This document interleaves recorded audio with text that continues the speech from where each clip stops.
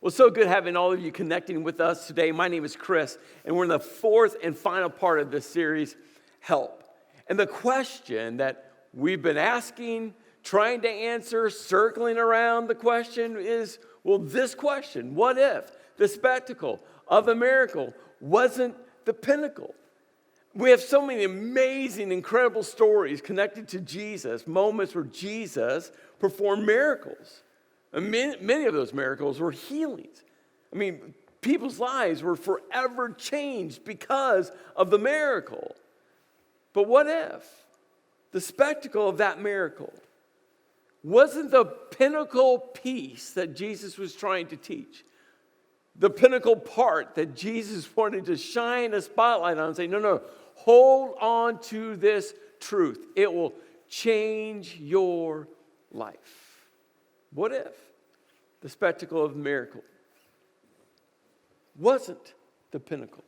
In part one, we looked at this story about this demon-possessed man, and Jesus sends the demons out of this man into pigs. They run over the cliffside, and they all drown. I mean, you talk about a spectacle. And then this man, now healed, wanted to get in the boat with Jesus, and Jesus said, No, you can't get in the boat. You can't come with me. You can't follow me. You can't get in the boat. And Jesus looked at him and said, hey, go share your story. Share your story. But remember, the focus isn't what you did. Did I just say that wrong? I did say it right. Oh, dang it. I thought I said the focus is what you did. But I said isn't, didn't I? Okay. Well, my mind started to go to the next line, and I saw the is, and then I'm like, oh no. Okay. This time for real. Well, so good having all of you connect with us today. My name is Chris, and we're in the fourth and final part of this series, Help. And the question that we've been asking, the question that we've been answering, the question that we've been circling around is, well, what if the spectacle of the miracle wasn't the pinnacle? I mean, we have incredible stories connected to Jesus and his miracles, and so many of those are healings. I mean, lives were forever changed because he would heal people. But what if the spectacle of that miracle, the spectacle of that healing, wasn't the pinnacle part of what he was trying to teach? What if it wasn't the pinnacle truth that he was wanting us to hold on to? And so we've been, pulling to the surface, shining the spotlight on, the pinnacle. The pinnacle. In part one, we looked at this story of a demon-possessed man. Jesus casted the demons out of him into the pigs. The pigs go running down into the lake and they drown. I mean, you talk about a spectacle. And in that moment, the demon-possessed man, who is now completely healed, wants to get in the boat with Jesus. He wants to be with Jesus. He wants to be beside Jesus. He wants to go away with Jesus. And Jesus goes, no. Share your story. Share your story. And he did. And people leaned in to Jesus. You see, the focus isn't what you did, but who Jesus is and what he has done.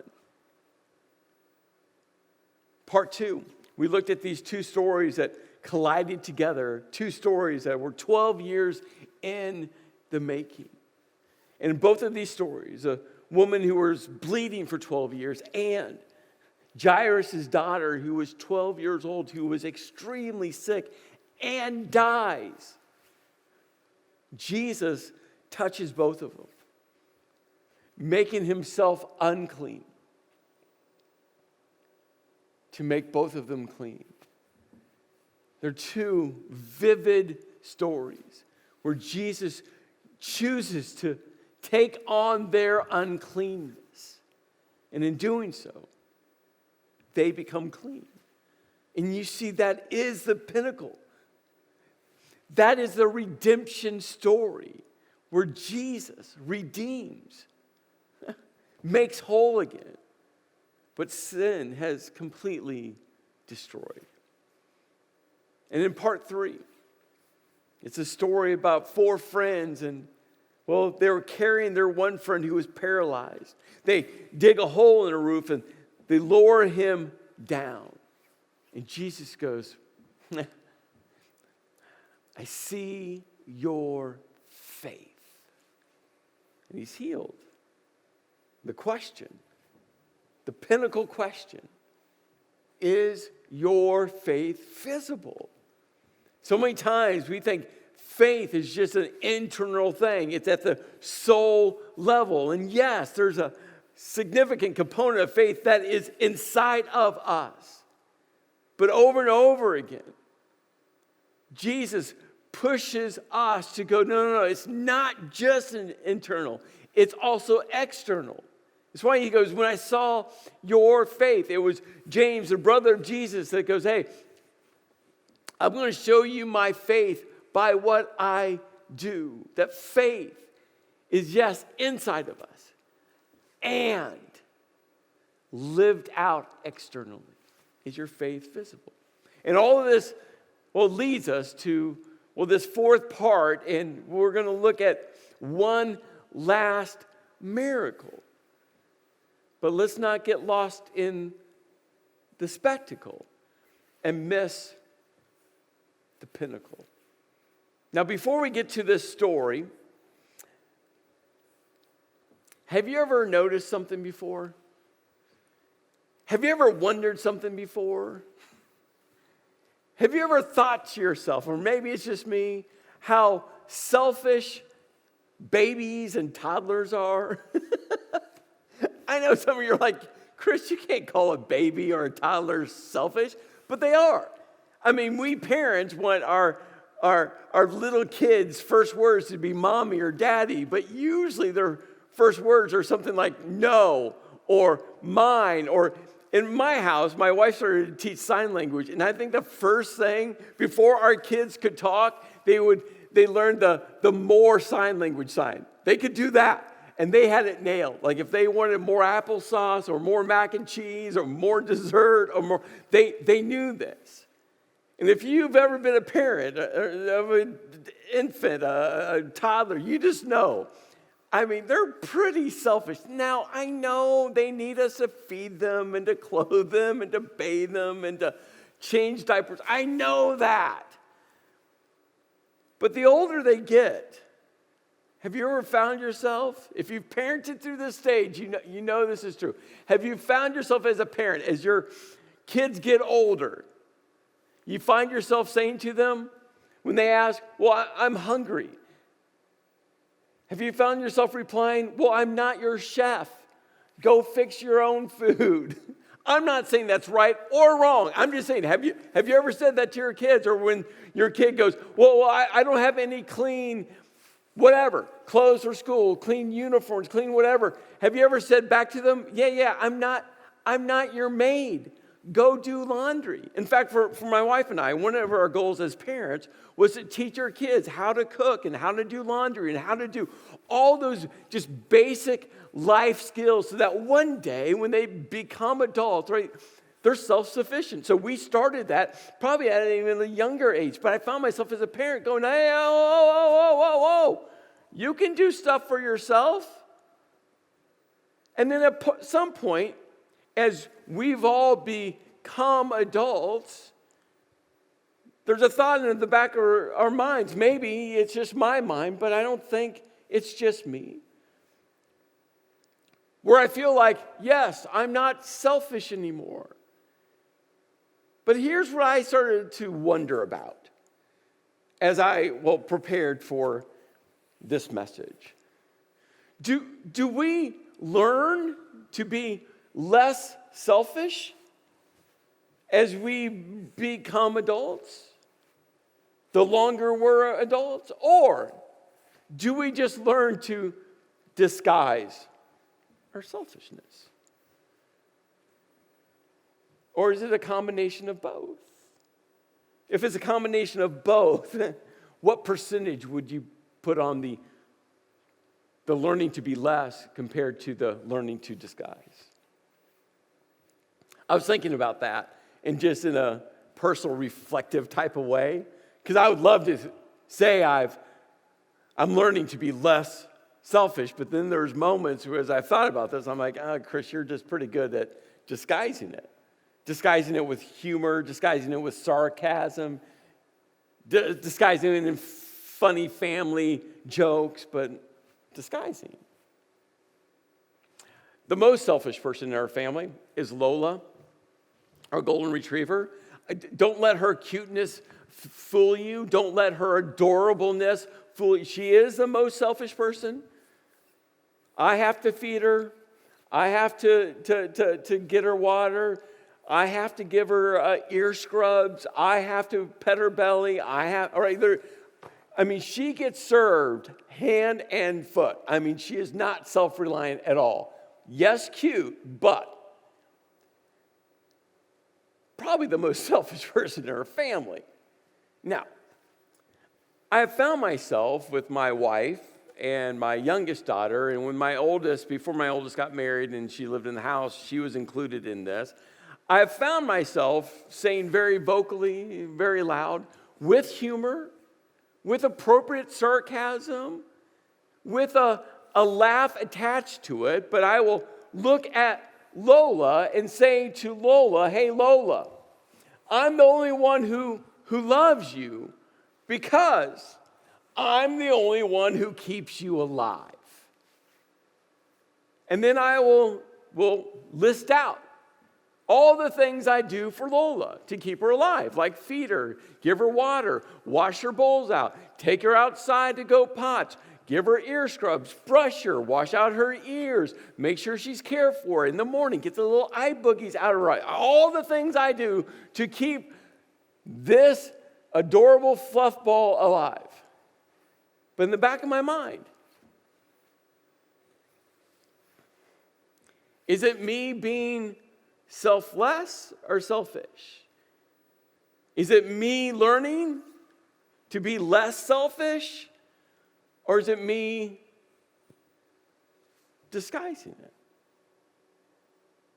You see, when we think about this, I'm not sure. Probably it's a lot more about disguising it than learning to be less. So let me ask you this. If there was a sliding scale between selflessness and selfishness, and if you would just sit down and think about these two extremes, the selfish extreme and the selfless extreme, where do you find yourself?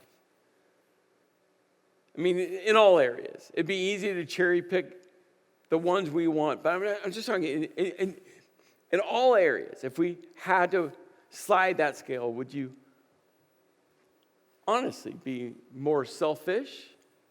Or do you find yourself becoming more selfless? And all of that sets up to where we're going in the Gospel of Mark today. We're going to be in Mark chapter 10. And we're just going to jump into the story. And this is what John Mark writes for us. He goes, then they came to Jericho. Now, Jericho is one of the oldest cities. And they come to Jericho, and we're told that it was Jesus and his disciples. And Jesus and his disciples were heading through Jericho, and they're heading to Jerusalem. The timing of this story is really important. You see, Jesus knew what was to come. You see, this was a trip where Jesus would ride into Jerusalem on a donkey, and palm branches were going to be waved as people celebrated Jesus. And this is a trip to Jerusalem where after everyone celebrates that he's there, he was going to get arrested, and he was going to be put on trial, and he was going to be crucified and placed in a grave. You see, Jesus knew what this final trip to Jerusalem was going to be. Of course, the disciples had no clue, but Jesus did. Jesus did. And together with a large crowd, they were leaving the city. And a blind man named Bartimaeus, which means son of Timaeus, was sitting there by the roadside begging. Now, John Mark gives us such a cool insight. He writes his name Bartimaeus, and then he says, oh, by the way, his name means son of Timaeus. And you see, this is a common kind of naming structure we see throughout the Bible. Bar meaning son, and then Timaeus meaning, well, of Timaeus, or of the house of Timaeus. We see in other times, we see like Barnabas' name, which means son of encouragement, or we see Bartholomew, which means son of Ptolemy, or the notorious Barabbas, which means son of Abbas. And so there's this guy named Bartimaeus, son of Timaeus, and he was sitting by the roadside begging. And why was he begging? Well, because he was blind. He had spent his life sitting on the side of the road, can't see a thing, and just pleading as people would walk through the city for anything, for scraps, for loose change, for anything that they would give him. His entire existence was in isolation. His entire existence was being ignored. His entire existence was being an outcast. His entire existence was begging just to survive. And he would have been classified as unclean. Because remember, in that Jewish religious culture, either he sinned that caused his blindness, or a parent or a grandparent sinned to cause his blindness. And so he would have just been in this constant state of spiritual uncleanness.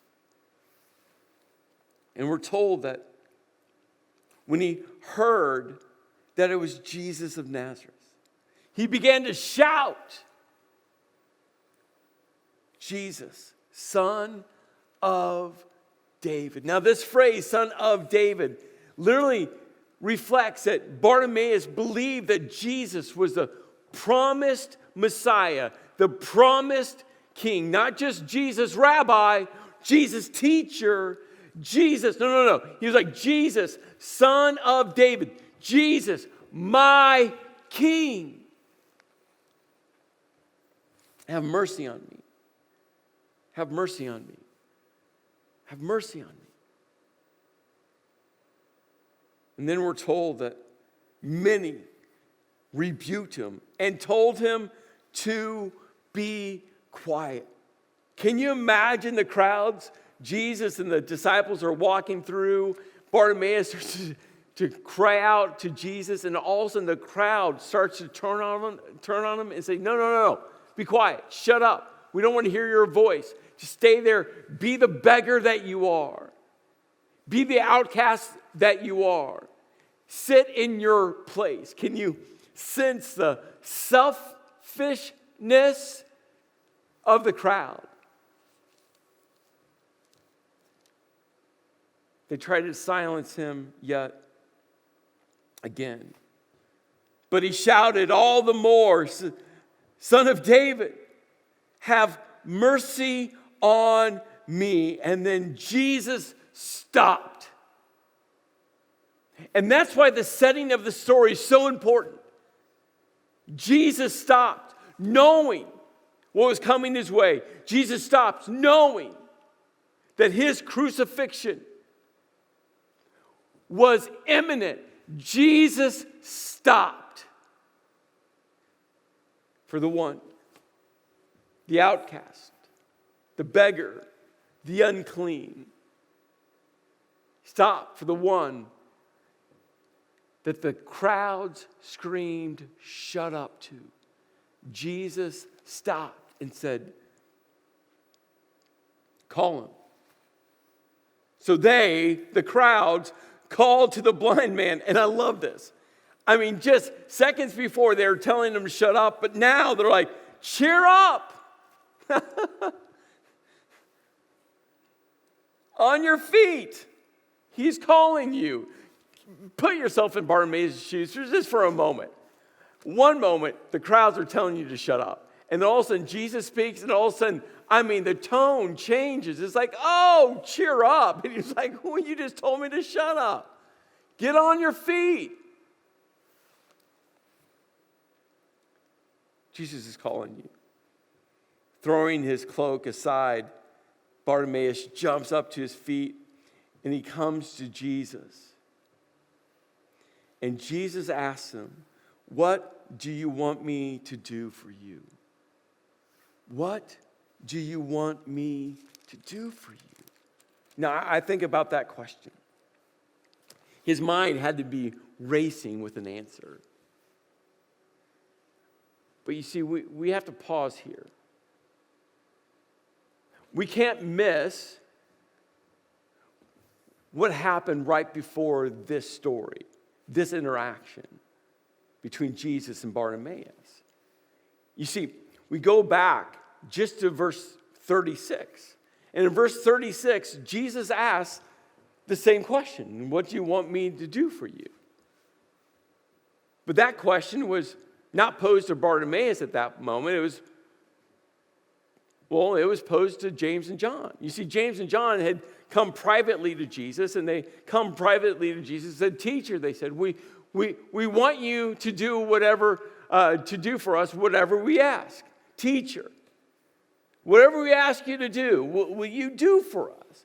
And Jesus, in response to that, said, what do you want me to do for you? And you could sense that James and John, these two brothers, kind of looked at each other and like, wow, we didn't think you'd go for it. But he's asking us, what do you want me to do for you? And so they answered Jesus. Let one of us sit at your right and the other at your left in your glory. Simply, this is what they were saying. Hey, Jesus, when you're king, when you've established your kingdom, when you're sitting on your throne, we want to be the number 2 and number 3 positions of power and influence in your kingdom. The right chair next to a king was like the number 2 position. The left chair right next to the king was the number 3 position. So James and John were like, hey, we want those 2 seats of power and influence. When you become king, can we have them? And Jesus responds and basically says, well, God's wrath is coming. You really don't want what's going to come my way. Well, as this is all happening, the other 10 disciples hear what James and John have asked Jesus, and we're told that they become indignant.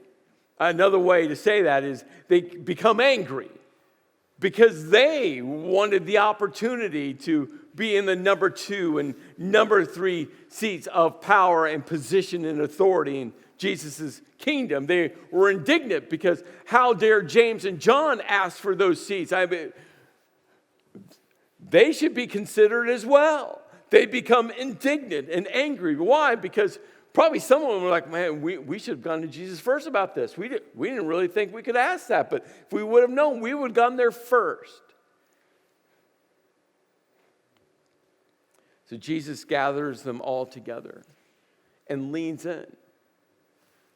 And this is what Jesus says. You know that those who are regarded as rulers of the Gentiles, the kings leading the Gentiles, the non-Jews, the emperors leading the non-Jews, the tribal chieftains, the rulers of the Gentiles, lord it over them, and their high officials exercise authority over them. Jesus was like, you all know, whether it was the Roman Empire, the Parthian Empire, you know history, every king has done what kings do. They rule over, they They position themselves over people. They press people down. He goes, you've seen it. In your lifetime, you've seen it throughout the annals of history. Kings do what kings do. And Jesus, looking at the 12, say, not so with you. Not so with you. That's not, Jesus says, what my kingdom's about. That Jesus' kingdom is the upside down kingdom. It looks completely opposite of any earthly kingdom. He's like, not so with you. Instead, whoever wants to become great among you must be your servant. And whoever wants to be first must be slave to all. For even the Son of Man did not come to be served, but to serve and give his life as a ransom for many. Not so with you. You're called to live differently. You're called as leaders to lead differently. Your life must reflect differently. Not so with you. And I think in this moment, with Bartimaeus standing in front of Jesus, and Jesus asking Bartimaeus, what do you want me to do for you? What do you want me to do for you? And all of a sudden, I think Jesus started to make eye contact with James, and then with John, and then with Peter, and then with Matthew, and the rest of the disciples.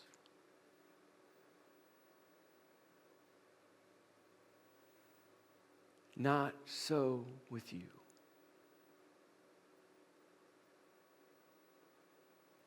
And then Bartimaeus says, Jesus, Rabbi, I want to see. I don't want to be an outcast anymore. I don't want to be isolated anymore. I don't want to be overlooked anymore. I don't want to beg for my existence anymore. I don't want to be spiritually labeled unclean anymore.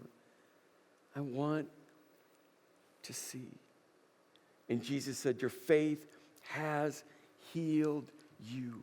Your faith has saved you. And immediately he received sight and he followed Jesus along the road. You see, where are you? Don't ignore this. Don't dismiss it. My prayer is that you actually wrestle with this.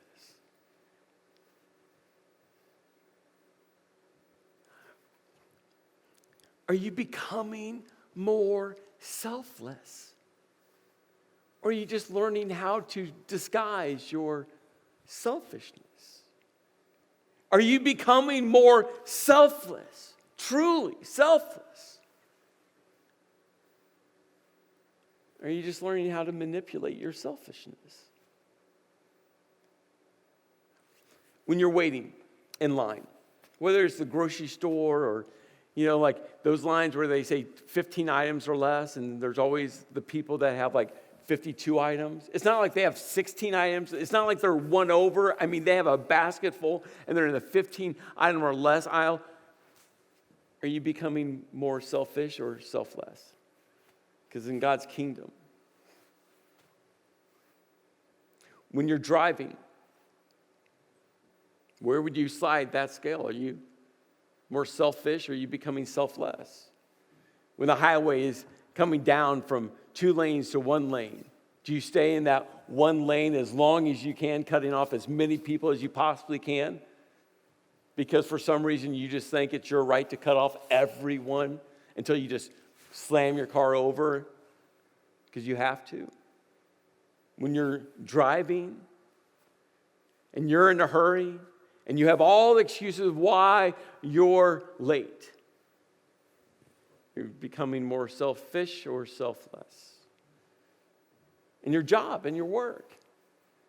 And maybe you work for the laziest boss, the laziest manager ever to live. And you're going to try to talk yourself, well, Chris, you just don't know my circumstances. You don't know my workplace. You don't know my boss. You don't know. But in Jesus' kingdom, it doesn't matter. Are you serving the people you don't want to serve? Or is it just all about you? At home. Do you have a heart to serve your kids, your spouse? Are you looking for opportunities to serve? Put the towel over your arm, scrub feet, serve.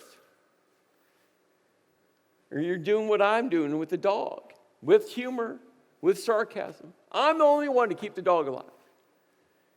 But really inside, I'm keeping score of all that I'm doing.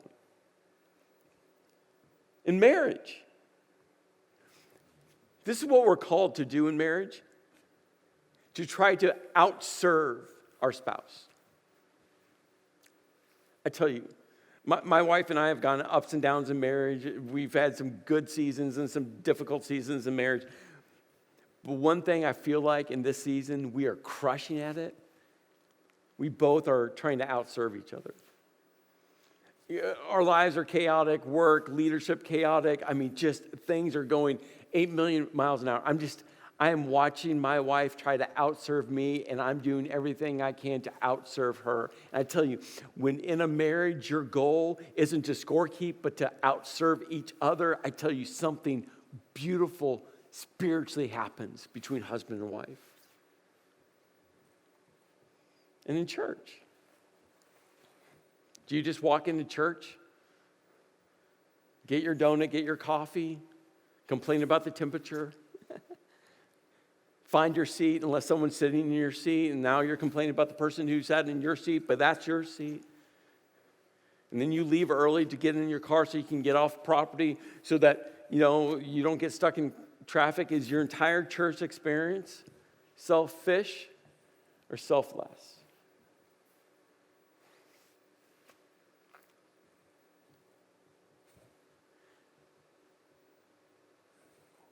Where are you sliding the slider? It's a challenge for me.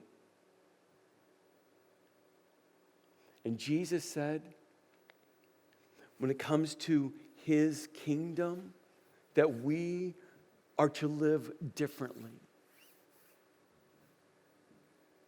And Jesus says to me, and he's saying to you, not so with you. We're called to be servants. We're called to live a selfless life. We're called to live a life reflecting Jesus. And the cross is the ultimate picture of how selfless Jesus really was. Not so with you. Let's pray. Lord, I just ask that we'll live that type of life. In your kingdom, putting others first, serving, lifting up, seeking ways to be the servants that you have called us to be. In your name I pray. Amen.